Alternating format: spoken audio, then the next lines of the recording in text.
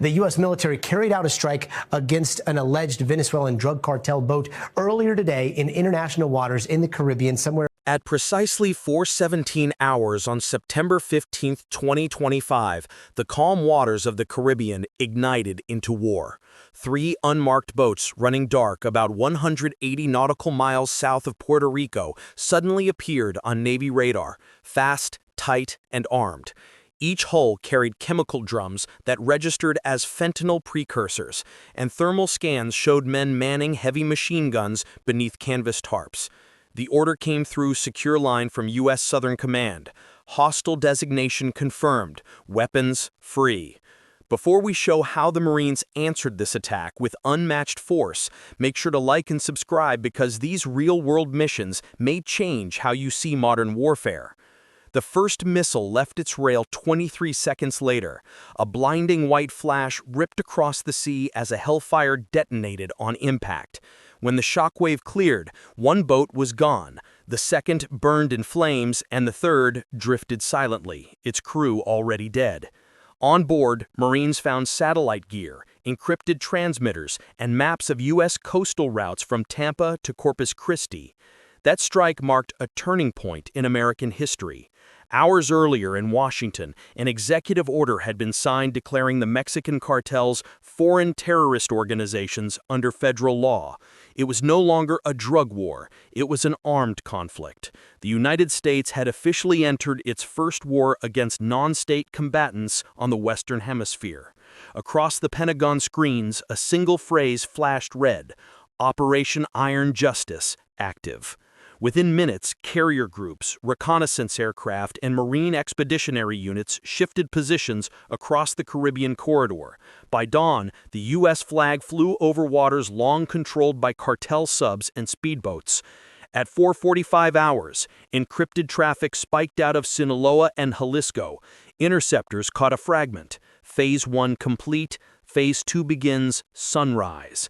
Analysts believed it was a call for retaliation. No one knew where or how fast it would hit. Then came the first countermove. Civilian air traffic controllers over Texas picked up 3 unidentified drone signatures crossing from the Gulf. Each moved low, metallic, and steady, military platforms the cartels weren't supposed to own. In the command deck of the USS Baton, someone whispered, "Those aren't couriers anymore. Those are combat units." The situation shifted from interdiction to engagement. 2 F-35Bs from Marine Fighter Attack Squadron 311 scrambled off deck to intercept. Their radars painted targets armed with mounted grenade pods, converted civilian drones now capable of airburst attacks. At 4:59 hours, the first Hellfire struck mid-air, shattering a drone into 1,000 pieces of burning titanium. Another dove into the waves after its controller signal was jammed. But the third, the largest, slipped through the defense grid and vanished from radar. Minutes later, an oil refinery security cam near Galveston caught a white flash over the water. The blast wave registered as a detonation of approximately 100 pounds of military-grade ammonium compound. No casualties, but the message was clear. The cartels had struck American territory. Inside the Situation Room, advisors warned the president that if retaliation continued, Article 5-style coalition support might be required. The response was simple: deploy and finish it. And with those 3 words, the United States shifted from defense to offense. For the men aboard the Baton, this was no longer a routine intercept. It was the opening salvo of a conflict the world had never seen, a state declaring war on a cartel. No one slept that night. Radar operators stared at screens until their eyes blurred, waiting for the next contact. Because somewhere beyond that black horizon, hundreds of cartel fighters were arming their own response, and what they unleashed next would make history for all the wrong reasons. At 6:30 hours Eastern, the USS Baton received a coded transmission from Naval Intelligence Command in Miami. The message was simple: escalation confirmed. Satellite feeds from the Yucatan and Sinaloa coast showed convoys of armored vehicles leaving hidden airstrips under cartel control. Each truck carried munitions crates marked in Russian and Chinese characters, proof that foreign weapons had made their way into the cartel arsenal. Marine recon teams aboard the Baton watched drone footage as the convoy split into 3 directions, towards Sonora, Veracruz, and Tamaulipas. The message was clear: the cartels were mobilizing. What looked like criminal logistics was now military movement. "They're not running," a naval commander remarked, "they're deploying." Within hours, the U.S. Southern Command elevated the threat status to Armed Conflict Condition Red. The Pentagon authorized Task Force Southgate, a joint operation linking the Marines, DEA, and Coast Guard under one command structure. Its mission: to hunt and neutralize cartel launch sites before the next drone wave could reach U.S. airspace. At 7:40 hours, an EA-18G Growler scrambled from the USS Tripoli began jamming signals originating from the Yucatan Peninsula. Seconds later, radar operators spotted a cluster of 6 cartel drones armed with fragmentation charges. They rose over the coast like metal hornets before being obliterated by F-35B interceptors at altitude. It was the first confirmed air-to-air kill against a non-state adversary inside Western airspace. Meanwhile, on land, a different battle was unfolding. Mexican Marines, pressured by Washington, raided a Sinaloa compound outside Culiacan and recovered digital drives linking the cartels to rogue mercenary firms in Venezuela. Those files contained flight plans for private cargo jets headed for Florida and Texas, and coordinates for a coastal stash codenamed Black Harbor. When that intel reached Southern Command, the Marines did not wait for a formal invitation. The next morning, special operations craft slipped into the Gulf under heavy fog with orders to locate and destroy any launch facility within a 30-mile radius. As one operative later said, it was no longer about trafficking, it was about national defense. At 8:22 hours, recon drones identified a cluster of metal containers buried into a coastal hillside north of Veracruz. Thermal images showed fuel lines and heat vents, signs of an underground bunker. When the Marines breached the site, they found a network of rooms filled with weapon racks, crypto servers, and drone assemblies. A Mexican flag hung on one wall, a mocking display of sovereignty over criminal territory. The bunker was wired with C4 triggers set to detonate on entry, but a Navy EOD team defused the charge seconds before detonation. Inside, they found a tablet still recording video footage. The feed showed armed men assembling rockets painted with a black scorpion emblem, the signature of CJNG. Each rocket was marked with a single English word: retribution. That footage would later be played in the White House Situation Room. It was proof that cartel commanders had declared war on the United States in their own language. At 10:12 hours, the president authorized counter-response across international waters. Within moments, guided missiles from the Baton and the Tripoli rained down on known CJNG storage sites along the Gulf Coast. Each strike was precise and recorded from satellite view for legal documentation. The shockwaves were felt hundreds of miles away. Then came the moment that shook every analyst at the Defense Intelligence Agency. An intercepted cartel transmission from a disguised freighter off Havana Harbor contained a single line in Spanish. Phase 3. Strike the bases. No one knew which bases they meant, but within the next 2 hours the answer would ignite the American coastline. At 11 hours, Defense Command issued a single alert across all southern installations. Conditions Sabre. It meant one thing: a credible strike was inbound on American soil. Every radar station from Key West to Corpus Christi lit up with fragmented echoes. At first, analysts thought it was a glitch, but pattern analysis revealed otherwise: a swarm of fast, low-altitude drones approaching from the Gulf in a formation too organized for amateurs. For the first time in U.S. history, a non-state actor had launched a coordinated aerial assault on the homeland. Inside the Pentagon's Joint Operations Center, the airspace map turned crimson.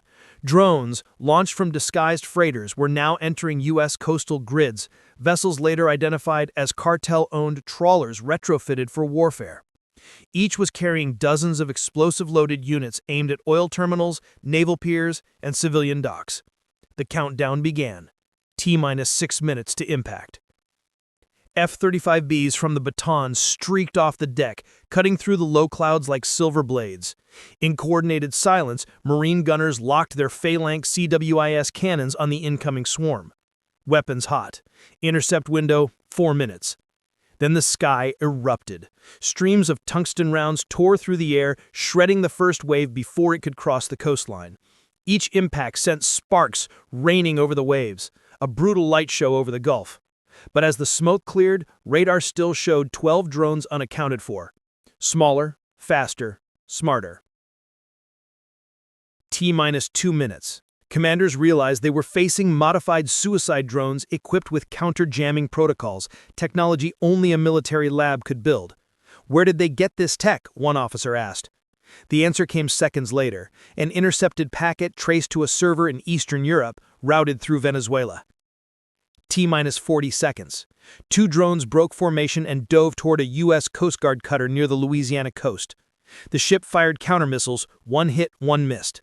The second drone slammed into the stern, detonating a shaped charge that tore a 4-foot hole in the deck. One sailor was injured. It was the first confirmed American casualty of the cartel war. T-minus 0. The remaining drones struck offshore oil storage tanks, sending shock waves visible from Galveston to Pensacola, but none reached civilian population zones. Every target had been predicted, intercepted, or absorbed by defensive barriers activated minutes earlier. The quick response saved hundreds of lives. Yet the symbolism was unavoidable. The cartels had just conducted a coordinated attack across multiple U.S. states and gotten close enough to leave a mark. In Washington, silence filled the Situation Room. Then the president spoke one line. They wanted recognition. Give it to them, the military kind. Within 30 minutes, Operation Iron Justice transitioned to Operation Blind Horizon. Its objective, destroy every launch platform, freighter, and coastal bunker tied to the attack. The order went out to the entire Southern Command battle network. Unleash total retaliation. At 12:37 hours, FA-18 Super Hornets from the USS Tripoli dove across the Caribbean, dropping precision ordnance on cartel refueling barges. At the same moment, a classified detachment of Navy SEALs deployed near Veracruz to locate a man known only by his codename El Spectro, believed to be coordinating the drone strikes from underground bunkers. As the smoke cleared from the coast, encrypted intercepts showed panicked cartel messages. Our systems are blind. Coordinates lost. Pull back. Pull back. But it was too late. U.S. cyber teams had already breached the network that controlled their drone operations. Within seconds, dozens of their remaining aerial units froze mid-flight and crashed into the ocean like broken hawks. When the last radar contact vanished, a Marine officer simply said, "Threat neutralized." But the celebration didn't last. Intelligence analysts warned that the real danger wasn't over. The cartels still held chemical weapons stockpiles on shore. And one final message intercepted from Culiacan carried an ominous phrase, "If we fall, we take them all." That line triggered the next stage, a preemptive strike that would change the balance of power forever. At 15:45 hours, Operation Blind Horizon entered its decisive phase. Satellite intel confirmed 3 fortified compounds deep inside northern Mexico, each serving as a command relay for CJNG and Sinaloa drone operations. The president's order was short and surgical, full strike authorization. Execute.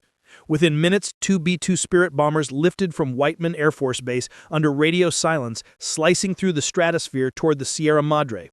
Their payload, 24 precision GBU-57 massive ordnance penetrators. The world would not hear them, only feel the aftermath. Below, cartel lookouts saw nothing but the night sky until the mountains lit up white. The first detonation tore open a ridge, collapsing the bunker network beneath it. The second flattened an airstrip, stacked with rocket pods labeled Retribution. The third obliterated a convoy of armored monstrosities fleeing west. Impact confirmed. 0 survivors. Targets neutralized. Across the Gulf, U.S. Navy destroyers launched Tomahawk Block V missiles toward encrypted coordinates tied to cartel comms. Each warhead carried electronic pulse modules that wiped the syndicate's satellite channels clean. For the first time in decades, the cartels went silent. Then came the ground element. At 16:12 hours, a Marine Raider team designated Echo 13 infiltrated a deserted refinery complex outside Matamoros, believed to house chemical precursors for fentanyl production.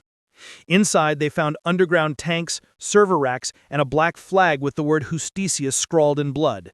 The leader of Echo 13 called it in. Package confirmed. This isn't a drug lab, it's a weapons depot. High Command authorized demolition. The Marines planted thermal charges, withdrew, and watched as the entire site disappeared in a column of fire visible from space. That single blast erased an estimated $3 billion in cartel assets. By sunset, the Gulf was quiet. No drones, no gunboats, no chatter. But analysts knew the silence was not peace.